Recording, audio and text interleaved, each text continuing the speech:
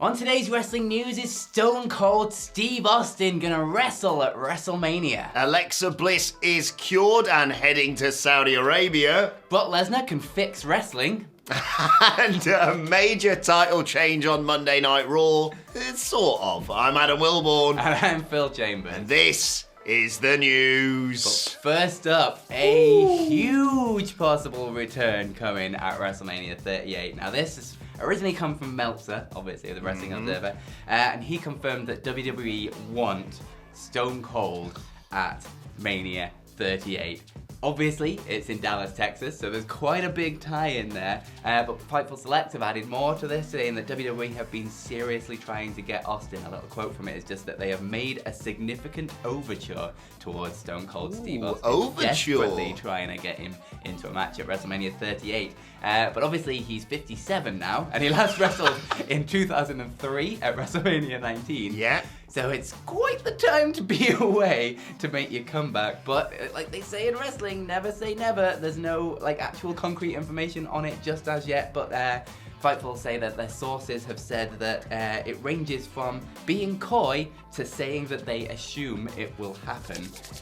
Seems like at the very least there's going to be some kind of an appearance from Stone Cold. Obviously, WrestleMania in Dallas, why wouldn't you just do that? But whether it comes into a match or not, we're going to have to wait and see. In terms of an opponent, Kevin Owens was out on Raw last night, cutting a promo, saying how crap Texas was. So that seems like a logical thing. You've got the tie-ins from there, like the Stunner and things like that, that's been going for ages now. But could we see Kevin Owens versus Stone Cold Steve Austin at WrestleMania 38? All of a sudden, Kevin Owens re-signing with WWE makes so much more sense. If you dangle that little carrot to him, you're like, yes! I'm going to leave. We'll offer you exact same money as what you're going to get in AEW. I'm still going to leave. Do you want to wrestle Stone Cold? You know what? I'll stick around for a few more years. This is major. I mean, to be fair, I am going to point this out. Michael Hamflet has called this for weeks, if not months. I mean, he did have Stone Cold Steve Austin coming out at number 30 in his booking at the Royal Rumble, but still, again, simultaneously stunned, ironically, and not surprised by this whatsoever. Yeah. I anticipate. Well, I wouldn't put this past him, actually. I was going to say, I would anticipate this isn't, well, we've lost Shane McMahon. Who else can we get? I suppose Stone Cold would be an adequate replacement. I'll be fine, I guess. I anticipate that this was probably something they considered prior to the Shane McMahon situation. Yeah. But yeah, they were talking recently about wanting more sort of big marquee matches that don't involve titles, and you're in Texas. You know, everything's bigger in Texas, and you don't get much bigger than Stone Cold Steve Austin. Yeah. And yeah, I'm hesitant for this. Like, I think Stone Cold has always most of the time, made the right decisions in his career in terms of being like, you know what, I think that's me. But like a 5 minute or a minute, just a stunner. I know people are going to be like, are you burying Kevin Owens if he beats him with a stunner in like a minute? Yeah. Kevin Owens will be like, I'll take that, yes please. And I will sell the hell out of it. So, fine. Yeah, and it's ridiculous, this, isn't it? Yeah. Stone Cold Steve Austin wrestling, what would it be? 19 years on? 19 years on. Jeez. It's crazy. This very much screams of like, oh, we're in Hollywood, we desperately need the work. Like, oh, we're in Dallas, we desperately need Stone Cold Steve Austin. And it's a bloody big stadium, that is. And they've not sold it out yet. And I imagine if they put Stone Cold on that card in a match, that's an instant sellout, surely. Yeah, oh, without question. Like you say, we always anticipated he was probably going to show up and maybe stunner a fool if we were lucky. Yeah. But who knows, maybe one more match. We can but dream. But speaking of wrestling returns, Phil, Alexa Bliss is going to make hers in Saudi Arabia. She is the 6th entrant in the Women's Elimination Chamber match to determine who will face the Raw Women's Championship holder. It's going to be Becky Lynch at WrestleMania. And last night she was officially cured in another one of those weird psychiatrist sessions where he presented her with the sort of innards of the old Lily, which when we came back I think had been shoved into a new Lily doll, which is available at www.shop.com by the way. And she went, yeah. And I'm fine now. And he said, well, as long as you got that doll with you, you'll be fine. And I thought, right, hang on, is she cured or isn't she? And they went, my favourite bit was how they announced she was going to be at the Elimination Chamber. So she went, cheers, Doc, I'm off. She pissed about with his Newton's Cradle for a bit, and then went, not busy on Saturday. And there's a spot in the Elimination Chamber. I'll take it. I'll go, you know what? I just hope this gets us back to the old Alexa Bliss, because that's all I've wanted for the longest time, Phil. Yeah, absolutely. And just the way they announced this for the Elimination Chamber is so weird. It's a mystery spot. Why not just keep it a mystery and wait for the music to hit on the night, and it'd just be way more interesting? I don't see what they're gaining from just saying, I guess I'll go and be in it now. Yeah. It's almost like the way they announced the rest of the match of just, hey, look, these women are in this thing. It's going to be all right. Go watch it. Will you? Yeah? It's like, be a little bit more imaginative, please. They also added, who was it? Mysterio versus someone. Yeah. The Chamber. We're going to be doing a stream for it. I believe it's going to be the first time ever Hamflet and Phil Chambers. I'm taking the night off. I'm doing a Roman Reigns, taking my title to WrestleMania. And yeah, I don't know how to feel about this show. There's obvious, issues, but there's some big matches on it. There is some big matches. It's one of those, like the last Saudi show, like as much as there's huge issues surrounding the Saudi shows, it was a really good show. It was really good fun. They've realised they need to actually do stuff. Yeah. And we get Alexa Bliss back. We get to figure out what, I guess, her packaging is going to be, and whether they're gonna move away from the liliness. I honestly just wanted it to go bloop, bloop, bloop, bloop, bloop, bloop, bloop, bloop, and then the light goes on and there's just a lily in their pod, and that would have been the surprise for who would have been in it. It would have been better, Phil. It was a good idea. Yeah. Rather than just saying, oh yeah, I suppose we'll do it. Yeah. But speaking of other ways of fixing wrestling, Brock Lesnar was on the Pat McAfee show. Oh my God. Smashing tables. Smashing tables. Just being Brock Lesnar. Cowboy Brock. I absolutely love it. He was basically talking about the state of WWE and what wrestlers can do to get themselves over and get onto that next level. And I just got a quote from it. I'm just gonna read it out because it's much better. It's a great solution. This easy peasy. Brock Lesnar fixes wrestling. I look at these young kids and I don't know. Someone needs to step up, get over, figure out how to put asses in seats, and not worry about your next high spot. Simple. But like the fact that some people in the locker room going, wait, is that what we're supposed to be doing? Is that it? He went on to say that the people need to figure out just how the hell can I be different? How the hell can I make money? That's the business. The young generation thinks that if they go out there and they do a certain move and they do it over and over again, that's not the business. There is a good guy, there's a bad guy. It's Holyfield and Tyson, mega heavyweight, pitting people against each other, storylines, and that was so fun about his recent run coming back with the storyline with Roman Reigns and him being with Paul Heyman for 15 years. So yeah, just basically step up, get yourself over, and put asses in seats, and you're fine. I don't know, what's your problem, guys? What's your problem? I just love Brock Lesnar. This version of Brock Lesnar especially, he's just really settled into it perfectly, you say. I do think, I don't want to, explain things to Brock. I do think it's not quite that simple. Yeah. Especially because even if you follow those instructions to the letter, there's one guy who can just come around and go, we're not doing that. Yeah. No, this is boring now. And his name's Vince McMahon. And the reason why you haven't suffered, arguably at any time in your career from that, Brock, is because he really likes you. Yeah. And you've got the ability to just go, I'll just go then. I'll just go and fight in the UFC. Yeah. I'll go and play around football or whatever. Yeah. I don't need you. Pay me ridiculous amounts of money and I'll come back. And he's like, okay. The problem is you've got people who, fit the blueprint of what Brock's describing there. Your Bobby Lashley's, your Big E's of this world. Yeah. But at the end of the day, they're not just sitting there going, I'm going to do a high spot, I'm going to pop the crowd or whatever. They're trying to create this character, they're trying to get it over. And then Vince McMahon turns around and goes, do you want to do, he's shagging Lana or something? Nah, I'd rather get over, to be honest. Nah, you're shagging Lana. Yeah, I think, was it Foley said in his books ages ago that the one time he thought he was solid in WWE was when he finally made a fan out of Vince McMahon. And it's that's all you need to do. You need to make a fan out of this one human being and worry about the audience second. He's the person you're supposed to be doing this all for. But yes, thanks for the advice anyway, Brock. Let's conclude with Stop doing high spots, guys. Yeah, it's easy. Let's conclude. Sorry, the guy who did a shooting star for us. Anyway, it doesn't matter. Let's move on to a major title change on Monday Night Raw, Phil Chambers. Huge.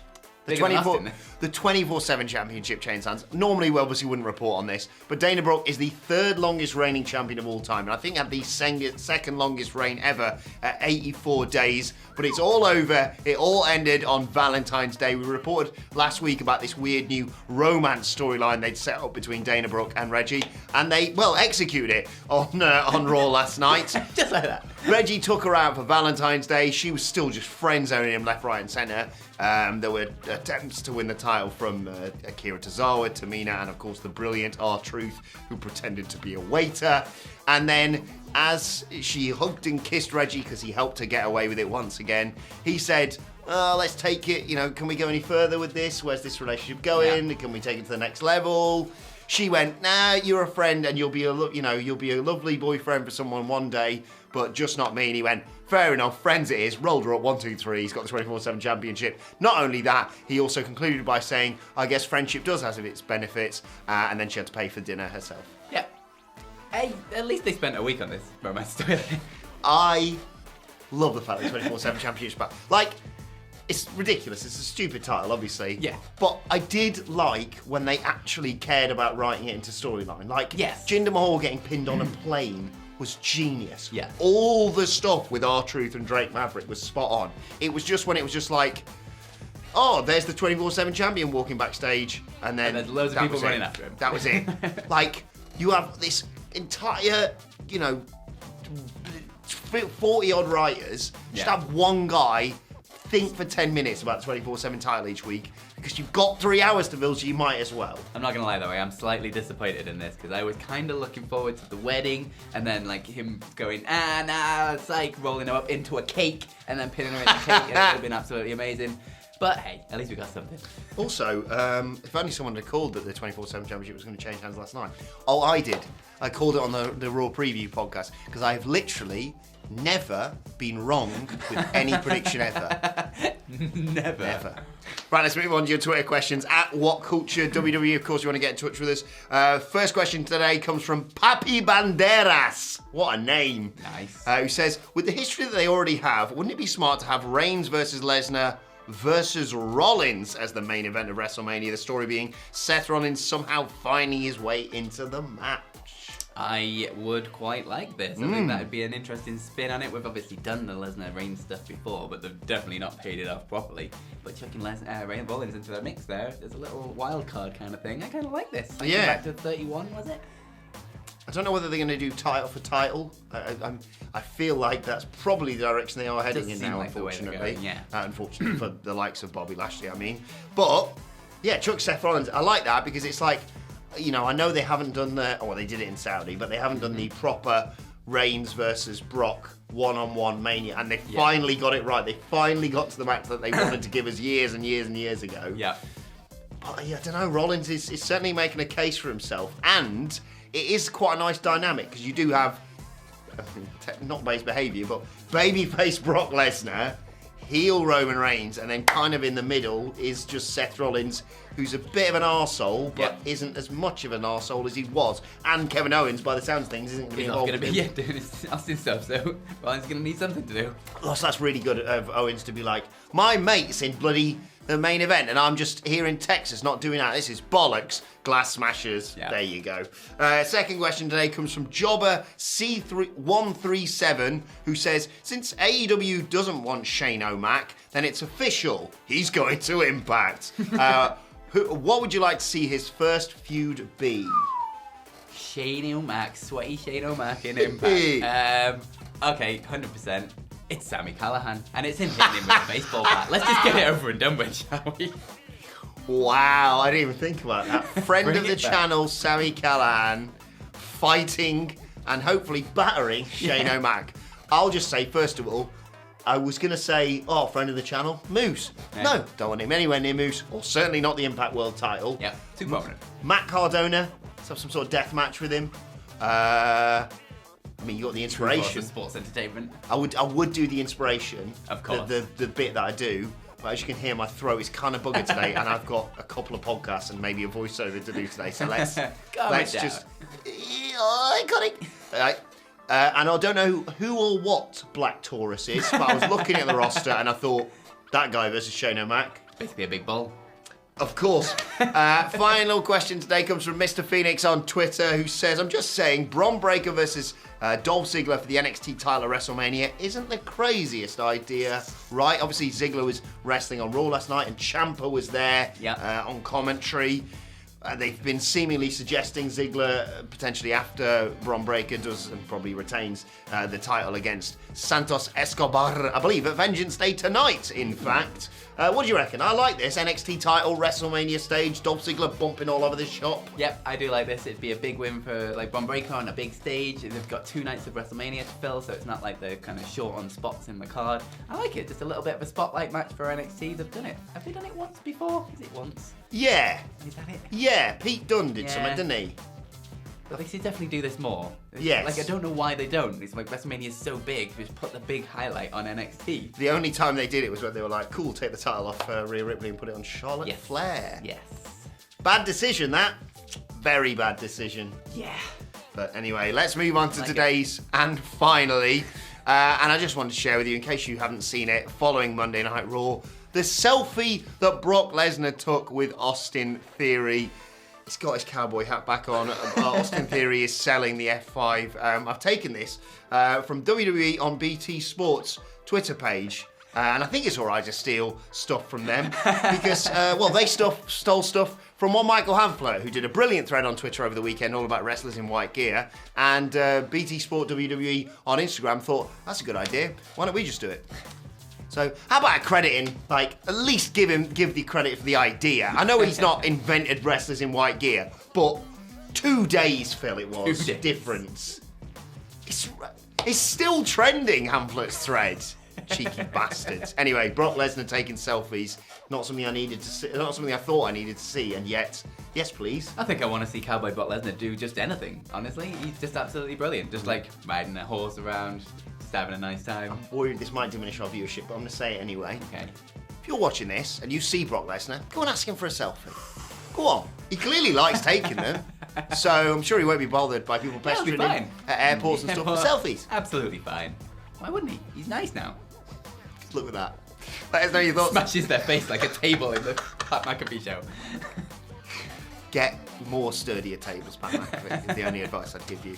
Right, let us know your thoughts on that and all of today's news stories in the comment section below. Don't forget to like, share, and subscribe to WhatCulture Wrestling on either iTunes, Spotify, or wherever you get your podcasts from for daily wrestling podcasts. Will my voice hold up for today's 2 podcasts? Find out later. We'll have to wait and see. Plus, you can let us know your thoughts, Twitter questions at WhatCulture WWE. Well, actually, they can follow both of us. You can follow Phil Chambers at Phil My Chambers, and you can follow Adam at Adam Wilborn. Follow us all at WhatCulture WWE. But for now, my thanks to Phil Chambers. Thank you for joining us, and we will see you soon.